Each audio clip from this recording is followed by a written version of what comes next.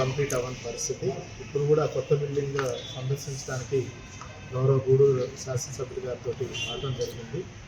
ఇక్కడ కొంచెం కాంట్రాక్టర్తో ఇబ్బందులు, పేమెంట్ ఇష్యూస్ ఉండడం వల్ల కన్స్ట్రక్షన్ గడిచిన సంవత్సరంలో ఇటువంటి కన్స్ట్రక్షన్ జరగలేదు. ఇమీడియట్గా కాంట్రాక్టర్తో కూడా ఒకసారి మాట్లాడి వెంటనే పనులు మరొకసారి ప్రారంభించాలని కూడా మొన్న జరిగినటువంటి హాస్పిటల్ అభివృద్ధి కమిటీలో కూడా గౌరవ శాసనసభ్యులు మాట్లాడుతున్నారు. నేను కూడా ఒకసారి చెప్పి పనులను కూడా త్వరితగతిన చేయించాలని కూడా ఆదేశిస్తాను. ఎందుకంటే మీరందరూ చూసినట్టయితే ఏరియా ఆసుపత్రి చాలా సంవత్సరాల నుంచి ఇప్పటికే కొంచెం శిథిలావస్థకి చేరుకున్న పరిస్థితి. మొన్న వర్షాకాలంలో కూడా గోడలకు కూడా వాటర్ అంతా చెమ్మ పట్టేసి కొంచెం కరెంట్ సమస్యలు కూడా వచ్చున్నాయి. అదేవిధంగా ఇప్పుడు పాత హాస్పిటల్ కూడా చూడటం జరిగింది.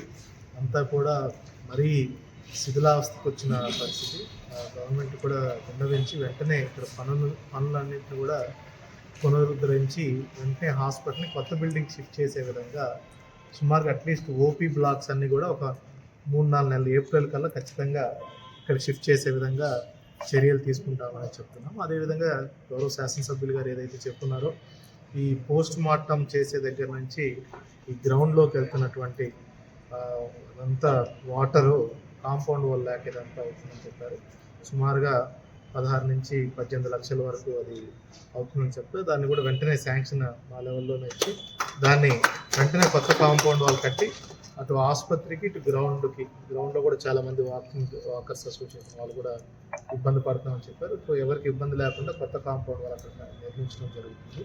ఇక్కడ చూసుకున్నట్టయితే ఈ హాస్పిటల్లో మనకి రోడ్ ట్రాఫిక్ యాక్సిడెంట్స్ ఎక్కువ అవుతున్నాయి. ఎందుకంటే హైవే పాస్ అవుతుంది కాబట్టి 2 మేజర్ హైవేస్ చెన్నై, విజయవాడ, అదేవిధంగా మనకి వెంకటగిరి కూడా ఈ 2 రోడ్స్లో ఎక్కువ యాక్సిడెంట్స్ జరుగుతున్నాయి. సో రోడ్ సేఫ్టీ కమిటీలో కూడా దీన్ని చర్చించడం జరిగింది.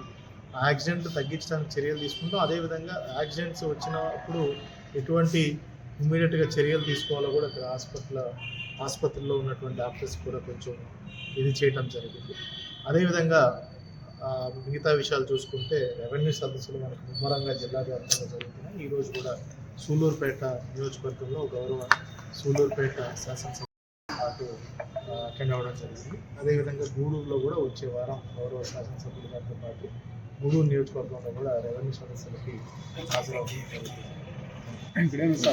వాళ్ళ ఇష్టంగా అంటే ట్రాన్స్పోర్ట్ ఖర్చులు ఏం భరించకుండా వాళ్ళ ఊరి దగ్గర దింపే బాధ్యత ప్రభుత్వానికి. దానికి సంబంధించి ఇదివరకే ప్రతి ఒక్క ఆసుపత్రికి కూడా సుమారుగా 50,000 నుంచి ₹1,00,000 అంటే ఆసుపత్రి కెపాసిటీ బెడ్ సైజ్ కట్టి ఇవ్వడం జరిగింది.